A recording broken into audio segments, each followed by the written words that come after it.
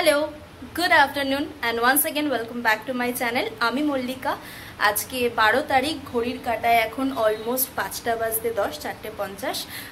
গেছিলাম অফিসে একটা মিটিং ছিল, তারপর এই জাস্ট বাড়ি ফিরলাম।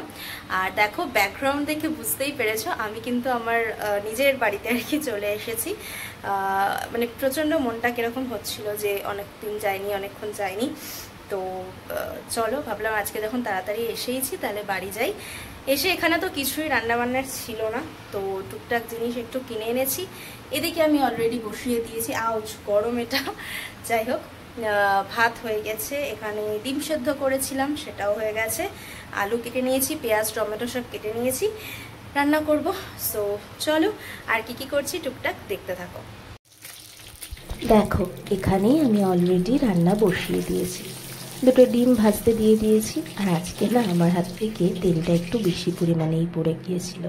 ওদিকে আলুও কেটে রেখেছি।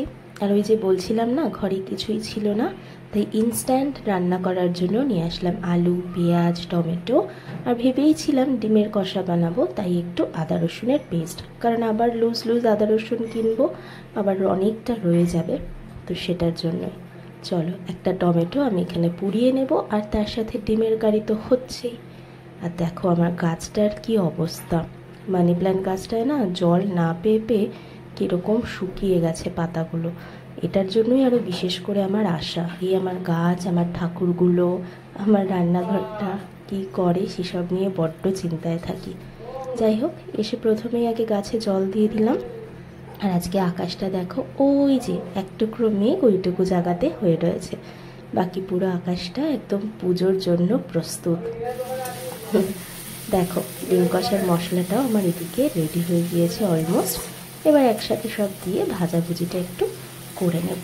এই যে আমার কিচেনের হাল এখন আপাতত এই, যদিও আরও খারাপ ছিল, ঠিক করলাম। আর এই যে জানলা সব খুলে দিয়েছি, আর এখানে এগুলো সব ক্লিন করছি, এখানে এগুলো সব মাজা ঘষা করব।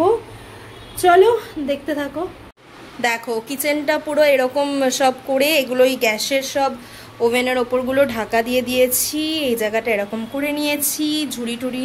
এটার মধ্যে জানো তো আমার সবজি ছিল 2-1টা, তো সেটাকে পুরো ধুয়ে মেজে উপুর করে রেখেছি। এই যে মফ মেরে দিয়েছি, পরিষ্কার হচ্ছে। এদিকে টেবিলটাও পুরো ক্লিন করে নিয়েছি। জাস্ট এর মধ্যে আমার ওই 2-1টা জিনিস আছে, আজকে কিনেছি, ওই বাড়িতে নেব বলে নিয়ে যাই, তারপর শেয়ার করব তোমাদের সাথে কি নিয়েছি না নিয়েছি। একটা শ্যাম্পু, এটাও নিয়ে যাব। আর এদিকে সোফাটাও পুরোটা ক্লিন হয়ে গিয়েছে। এখানে লাঞ্চ বক্সটা আছে, এটা তো নিয়ে যাব। আর এবার চলো সন্ধ্যাটা দেব, দিয়ে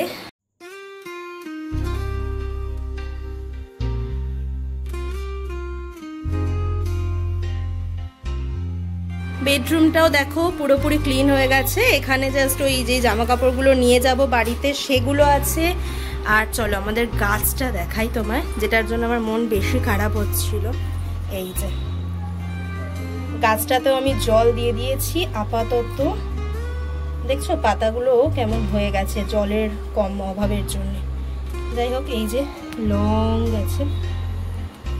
চলো, সো আমার পুজো দেওয়াও কমপ্লিট হয়ে গিয়েছে। আর এখানে নিয়ে বসে পড়েছি একটুখানি মুড়ি আর চপ। এটা কিনেছিলাম অফিসেই, খাওয়া হয়নি, তো এখন খাবো কাজবাজ কমপ্লিট করে। এখন ঘড়ির কাঁটায় অলমোস্ট রাত 9টা, তো 9টা বা 9:45 এরকম হবে। ওদিকে আমার পুজো দেওয়া হয়ে গিয়েছে। বাবাকেও বললাম একটু পরে আসতে, 9:30 10টা নাগাদ যাবো। যেতে ইচ্ছে তো করছে না, কিন্তু একা তো থাকা যাবে না, সেই জন্য যেতেই হবে।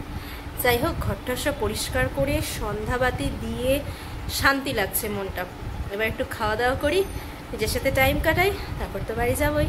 জানো তো, ফ্রিজে না দুটো ডিম সেদ্ধ ছিল, তাই ভাবলাম যাওয়ার আগে ওটাকে খেয়েই নিই।